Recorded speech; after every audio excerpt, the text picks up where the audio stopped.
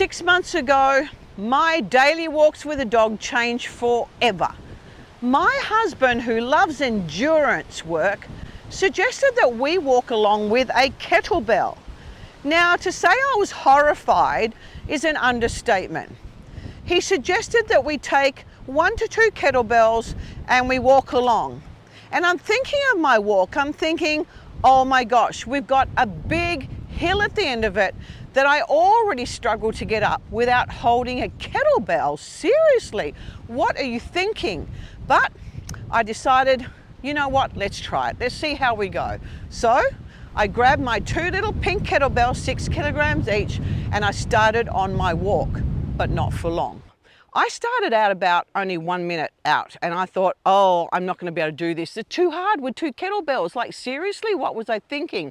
So I popped 1 kettlebell down and I looked at that kettlebell for a while and I thought, I'm not a quitter. So I picked it up and we continued on. Now, I'd like to say it was fun, but in reality, it was hard. So 2 kettlebells, 2 6s to make 12 kilograms altogether, farmer's walk essentially, which you'd normally do in a gym for about one minute.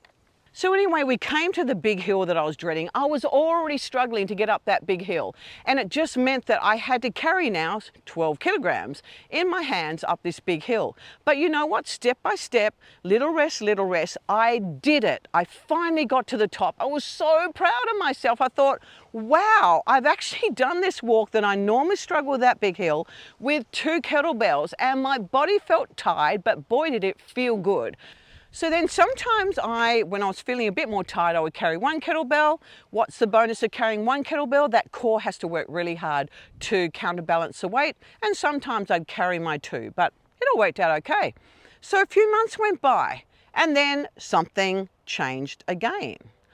If you want to regain and keep muscle after 55, download my free Regain Muscle Starter Guide. It's not a workout, it's a foundation. Since today we're talking about walking with weights that build muscle, what better guide to add to the lesson today? The link is in the description and pinned comment. Let's get back into it. So yeah, my husband suggested we carry a backpack or a weighted vest. And I thought, that sounds good to me. Then I don't have to carry anything. Perfect. And it's going to work my body and I can put more weight in. So then I started to carry 12 kilograms and he carried 20 kilograms. And you know what?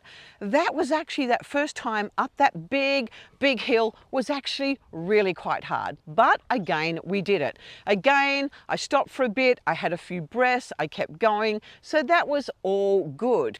And that was fine for about 6 weeks until he upped the ante again. Do you know what he wanted me to do this time? He wanted me to not have just my backpack on.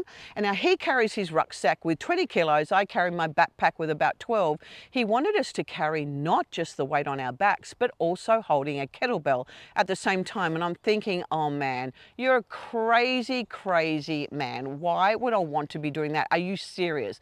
So that first time that I carried both my backpack and my kettlebell, I'm thinking, oh my goodness, I don't think I can do this. But you know what? Step by step, and I had to tell him to slow down because he likes to power on ahead. Step by step, I did it. Little bit by little bit, a breath here and a breath there, but I did it. So I couldn't believe it. When I got to the top of that first time carrying my 12 kilograms on my back and another 8 kilograms, so total of 20 kilograms altogether, I felt wonderful.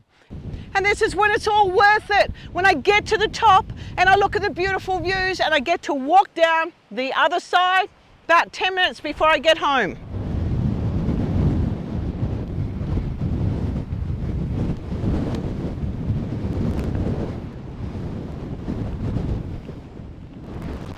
Now, one thing you have to think about when you're carrying a kettlebell is to stand up tall so you don't lean forward. So the whole time I'm thinking to myself, just stand up tall, don't stoop forward.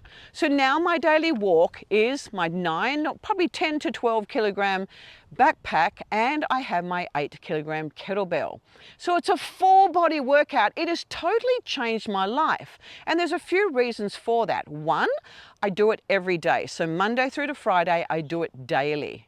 The other thing is that this nice big weight is challenging everything. So when I'm walking along with my backpack, with my weight in there, and I've got my kettlebell in my hand, it's working not just my grip strength, it's also working my shoulders, my trapezius, it's working through my core, it's working my glutes, so my butt muscles are working, particularly when I go up that steep hill. It's working my legs, it's giving ankle mobility. It's a whole pile of things all under load, but as long as my body stays good, then I've been okay with it. And I'll tell you, it has made me go a little bit leaner than what I normally am. It has made me just feel incredibly strong because as well as my normal strength training, I am doing this every day and then a couple of strength training sessions a week, sometimes 3. And a bonus is it's got to carry over into my everyday life. So yeah, I was in looking after my grandkids one day, only about 6 weeks ago, and I took my little 1-year-old grandson in the stroller to the park, about a half an hour walk away, and my little 3-year-old granddaughter rode on the back of the pram. Now on the way back, the 1-year-old did not want to go in the pram and he was really fussy. He was screaming every time I put him in. So I carried him all the way home and the 3-year-old wanted to go in the pram. So I was able to push and pull that pram all the way home and hold the little 1-year-old in my arms. So I'll tell you, the strength that I'm gaining at the moment has a big carryover into everyday life. It's incredible. My core is super, super strong and my shoulders are great. My grip strength is like nothing else at the moment. So I'm finding it's fantastic.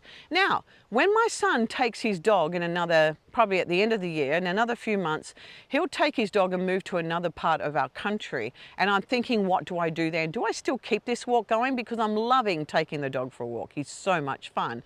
But you know what? I've had so many changes go on with this body of mine. It feels great. It feels healthy. I'm loving the daily walks. Even if it's raining, I'll find a spot out there. I'll put my raincoat on and off I go. So I'm pretty sure that I won't stop now that I've started because the changes are too dramatic. It's been fantastic. And you know what? The views that I see there make it all worthwhile. So when I finish the walk, it's an awesome thing. I've got some fresh air, body feels great. And you know what? I don't think I'll ever be content with a stroll, ever again. So some things to be mindful of when you first start walking along with weights, making sure that you're not hunched over. Maybe your weights are too big, you want to stand up tall all the time. Making sure your weights, particularly if you've got one weight, you don't want to lean to the side as you're walking. It may even be just a small lean, but you don't want to be leaning to the side. If you are, that weight's too big. So starting small, I would probably start off with a backpack first, kind of nice to not have to think about weights in the hand. And then when you get to a certain weight on the backpack, if you wanted to, add some hand weights at maybe 1 or 2 kilo hand weights at first, and then build your way up. But more than anything, you want to make sure that form is good. So as you're walking along, you're walking tall, you're standing upright. You know, if you're going up a hill, a little turn on from your core, you probably want to have that little turn on from your core as you're walking along with weights. You want to know that you're not kind of going side to side too much. So you want that core strong, you want to stand up tall, and you want to make sure that that gait is really good as you walk along. So just little bit by little bit with anything that I get people to do, my clients to do, it's one bit at a time, building on that and building on that and building on that until you're walking along with what you want to, and then go from there. But always make sure first and foremost that your form is good.